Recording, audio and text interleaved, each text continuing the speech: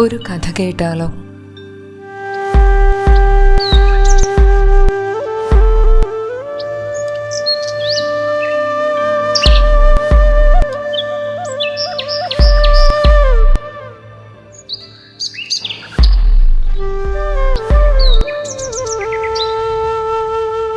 അതെ, ഒരു നല്ല കഥ കേൾക്കാം. ദുഷ്യന്തൻ്റെയും ശകുന്തളയുടെയും കഥയാണ്. യയാതിയുടെ മകനായ പുരുവിൻ്റെ വംശത്തിൽ പിറന്ന കീർത്തിമാനായ രാജാവായിരുന്നു ദുഷ്യന്തൻ. ധർമ്മനിഷ്ഠനും സർവാരാധ്യനുമായിരുന്ന രാജാവ് ഒരു നാൾ നായാട്ടിനായി വനത്തിലേക്ക് പോയി. മാർഗമധ്യേ ഒരു മാനിനെ കണ്ട രാജാവ് അതിനെ പിന്തുടർന്ന് കണ്വമുനിയുടെ ആശ്രമത്തിൽ എത്തിച്ചേർന്നു. ആശ്രമത്തിൽ കണ്വമുനിയുടെ പുത്രിയായ ശകുന്തള മാത്രമേ ഉണ്ടായിരുന്നുള്ളൂ. ശകുന്തള രാജാവിനെ ആചാര്യ മര്യാദകളോടെ സ്വീകരിച്ചാനയിച്ചു.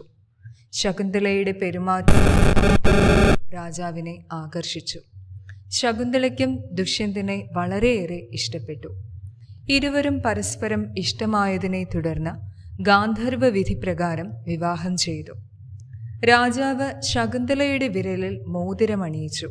താൻ രാജാവാണെന്നും തിരികെ കൊട്ടാരത്തിലെത്തിയ ശേഷം ശകുന്തളയെ ആചാരാനുസരണം കൂട്ടിക്കൊണ്ടുവരാമെന്നും വാക്കു നൽകിയ ശേഷം രാജാവ് കൊട്ടാരത്തിലേക്ക് മടങ്ങി. പിന്നീടുള്ള ദിവസങ്ങളിൽ ദുഷ്യന്തനെ മാത്രം ചിന്തിച്ച് ശകുന്തള ദിവസങ്ങൾ തള്ളി നീക്കി.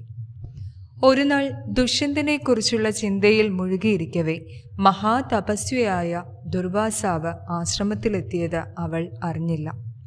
ഇതിൽ കുപിതനായ മഹർഷി അവളെ ശപിച്ചു. ആരെക്കുറിച്ചാണോ പരിസരം മറന്ന് അവൾ ചിന്തിച്ചു കൊണ്ടിരുന്നത് അയാൾ അവളെ മറന്നുപോകട്ടെ എന്നായിരുന്നു ശാപം.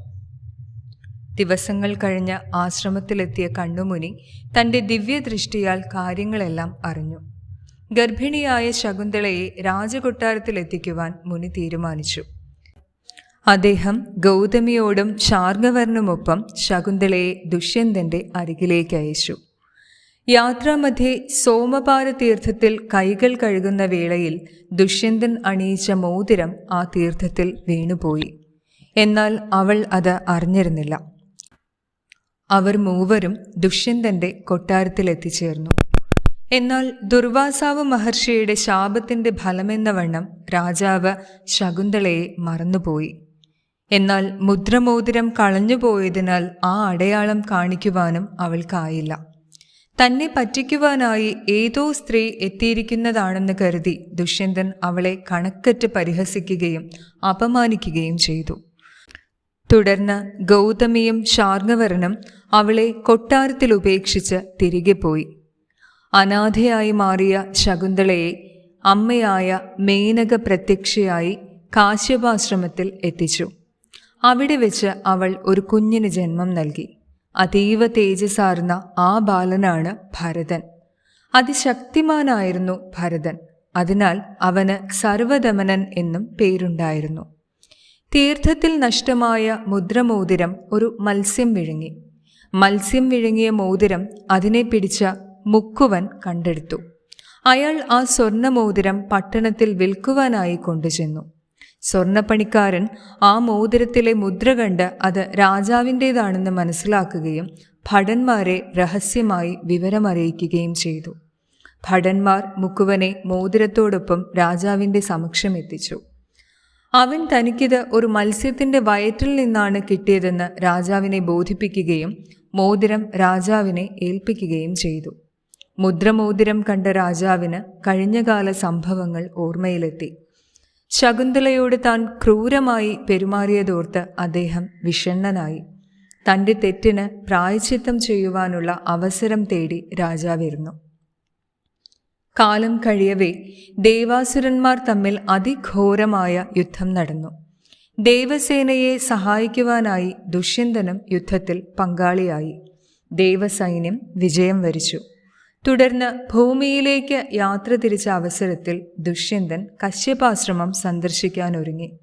ആശ്രമത്തിനരികിലെത്തിയ അദ്ദേഹം ഒരു വിചിത്രമായ കാഴ്ച കണ്ടു. ഒരു ചെറിയ ബാലൻ ഒരു സിംഹത്തിൻ്റെ കുഞ്ഞിനെ പിടിച്ചുവെച്ച് അതിൻ്റെ വായ് തുറന്ന് പല്ലുകൾ എണ്ണി നോക്കുന്നതായിരുന്നു ദൃശ്യം. കൂടുതൽ അന്വേഷിച്ചപ്പോൾ തനിക്ക് ശകുന്തളയിൽ പിറന്ന മകനാണ് അതെന്ന് രാജാവ് തിരിച്ചറിഞ്ഞു. ഭരതൻ എന്നായിരുന്നു ആ ബാലൻ്റെ പേര്.